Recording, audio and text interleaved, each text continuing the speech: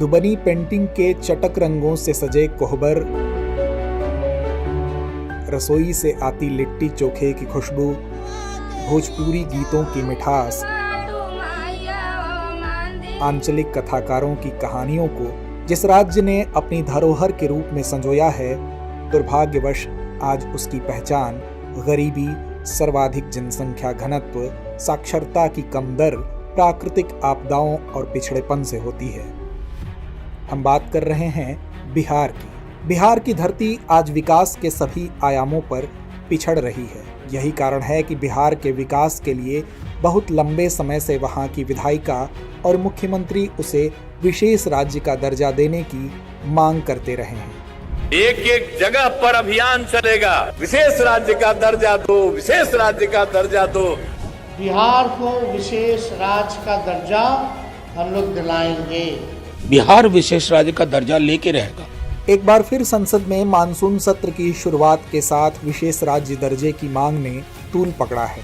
दरअसल बिहार सरकार द्वारा की गई SCS यानी विशेष राज्य दर्जे की मांग को केंद्र सरकार ने खारिज कर दिया था। लेकिन यहाँ हमारे जहन में यह प्रश्न उठता है कि आखिर यह विशेष राज्य दर्जा है क्या? क्यों कई राज्य सरकारें इसकी मांग कर रही हैं? विशेष राज्य का दर्जा प्राप्त करने के मानदंड क्या हैं? विशेष राज्य दर्जा मिलने से राज्य को क्या लाभ हो सकते हैं? और केंद्र सरकार इसे देने में इतनी आनाकानी क्यों करती है? और बिहार के लिए क्यों महत्वपूर्ण है विशेष राज्य दर्जा? भारत के पूर्वी हिस्से में बसा राज्य बिहार, जो खुद विराट ऐतिहासिक धरोहर को समेटे हुए है, लेकिन मौजूदा समय में आर्थिक कठिनाइयों से जूझ रहा है। तराई में बसा यह राज्य कृषि प्रधान है, लेकिन यहाँ के किसान कई तरह की समस्याओं का सामना कर रहे हैं। साथ ही राज्य में बुनियादी ढांचे की भी कमी है। इन सभी कारणों से बिहार सरकार और वहाँ के लोग विशेष राज्य का दर्जा चाहते हैं, ताकि राज्य को अधिक वित्तीय सहायता मिल सके और विकास कार्यों को गति दी जा सके। वहीं विशेष राज्य के दर्जे की बात करें तो यह एक ऐसा विशेषाधिकार है जो केंद्र सरकार द्वारा किसी राज्य को प्रदान किया जाता है। इसका मुख्य उद्देश्य ऐसे राज्यों को अतिरिक्त वित्तीय सहायता प्रदान करना है जो विकास की दौड़ में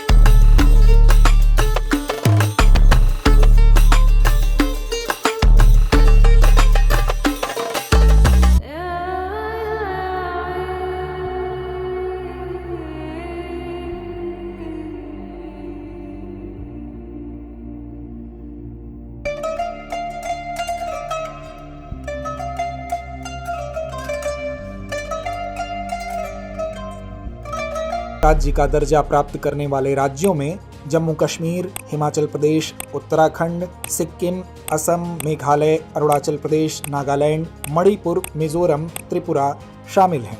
चलिए बात करते हैं विशेष राज्य का दर्जा प्राप्त करने के मानदंडों की। विशेष राज्य का दर्जा प्राप्त करने के लिए कुछ मानदंड निर्धारित किए गए हैं जो गाडगिल फार्मूले पर आधारित हैं। भौगोलिक कठिनाइयां जैसे पहाड़ी क्षेत्र, दुर्गम स्थान, कम जनसंख्या घनत्व या जनजातीय जनसंख्या का बड़ा हिस्सा, आर्थिक तथा आधारभूत संरचना में पिछड़ापन, पड़ोसी देशों के साथ सीमाओं पर सामरिक स्थिति, राज्य के वित्त की गैर व्यवहार्य प्रकृति। चलिए अब जानते हैं विशेष श्रेणी का दर्जा मिलने पर राज्यों को क्या क्या लाभ प्राप्त होते हैं। विशेष श्रेणी का दर्जा मिलने पर राज्यों को कई तरह से लाभ होते हैं। मसलन केंद्र विशेष श्रेणी का दर्जा प्राप्त राज्यों को केंद्र प्रायोजित योजना में आवश्यक धनराशि का 90% का भुगतान करता है, जबकि अन्य राज्यों के मामले में यह महज 60 से 75% तक ही होता है।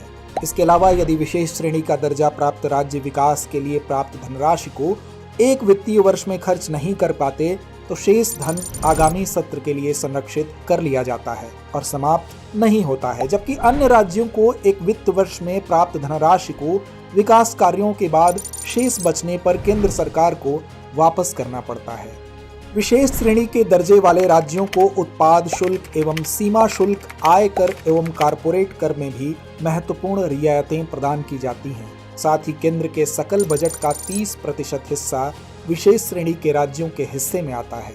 चर्चा को आगे बढ़ाते हैं और जानते हैं कि आखिर क्यों आसानी से नहीं मिलता विशेष श्रेणी का दर्जा। विशेष श्रेणी का दर्जा देने के बाद केंद्र सरकार को संबंधित राज्य को अतिरिक्त वित्तीय सहायता प्रदान करना होता है, जो केंद्र सरकार के संसाधनों पर दबाव डालता है। इससे विभिन्न राज्यों के बीच धन के आवंटन को संतुलित करना मुश्किल हो जाता है।